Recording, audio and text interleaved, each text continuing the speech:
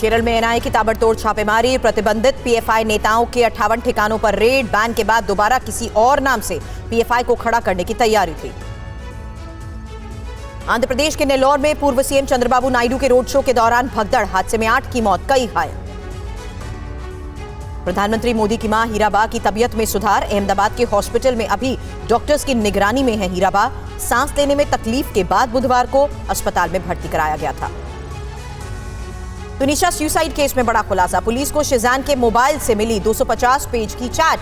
Police सूत्रों का दावा, शेजान की दूसरी लड़की के साथ चैट डिलीट हुए हैं। आज तुनिशा की मां और मामा से भी होंगे सवाल जवाब। गुजरात के खेड़ा में प्लाईवुड फैक्ट्री में लगी आग, फायर ब्रिगेड की टीम मौके पर मौजूद, आग बुझाने की कोशिशें जारी। गुजरात के नवसारी में एक भक्ति भजन कार्यक्रम के दौरान नोटों की बारिश हुई, गायक पर लुटाए गए करीब 50 लाख। उत्तर भारत में जारी है सर्दी का प्रकोप, दिल्ली एनसीआर में कोहरे से थोड़ी राहत मिली, मौसम विभाग का अलर्ट, पहाड़ों पर बर्फबारी और बारिश की आशंका। ये अनार उगा के हर साल 1 एकड़ की जमीन पर 10 लाख कमा रहे हैं। उनसे सीखना है तो फ्रीडम ऐप को अभी डाउनलोड कीजिए। कश्मीर में सर्दी का सितम जारी है, कई जगहों पर रुक रुक कर बर्फबारी हो रही है और सर्दी की वजह से पाइप में भी पानी जम गया है।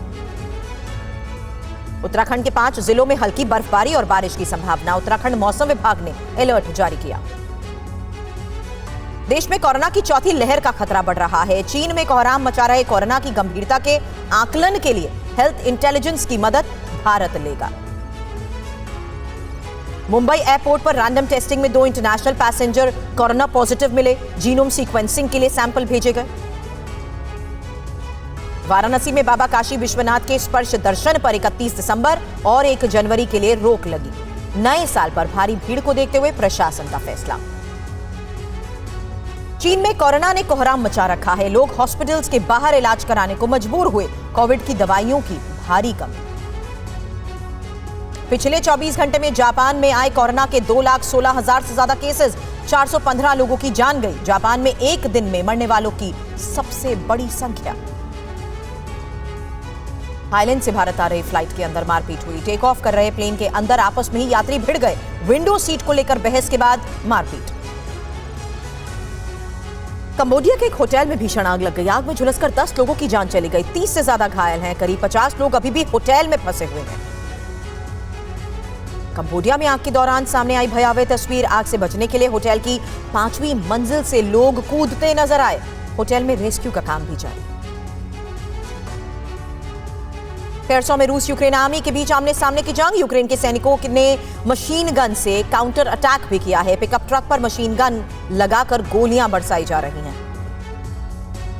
यूक्रेन के बाखमुत से आई युद्ध की सबसे विध्वंसक तस्वीर, यूक्रेनी फौज ने एमएलआरएस से हमला बोला, रशियन आर्मी को भारी नुकसान का दावा। बेलारूस में रूस की ज्वाइंट ट्रेनिंग के वीडियो आ रहे हैं, भारी बर्फबारी के बीच ज्वाइंट फोर्सेस ने कॉम्बैट एक्शन दिखाया। रूस के स्पेशल कॉम्बैट ऑपरेशन की तस्वीरें सामने आई, कम ऊंचाई पर उड़ान के साथ यूक्रेनी ठिकानों पर वार, हमले में यूक्रेन की कमांड पोस्ट तबाह। 20 फरवरी से पहले उत्तरी यूक्रेन पर बड़े हमले की तैयारी में पुतिन, 2023 में बेलारूस बॉर्डर से यूक्रेन को रूसी फोर्स दहला सकती है। यूक्रेन पर ब्लैक सी से क्रूज मिसाइल अटैक का खतरा बढ़ रहा है, सेवास्टोपोल के पास रूसी सबमरीन्स और कई वॉरशिप्स नजर आए। और मिडिल ईस्ट में नया वॉर फ्रंट एक्टिव हुआ, इजराइल ईरान पर हमले के लिए तैयार है, न्यूक्लियर साइट पर कर सकता है स्ट्राइक।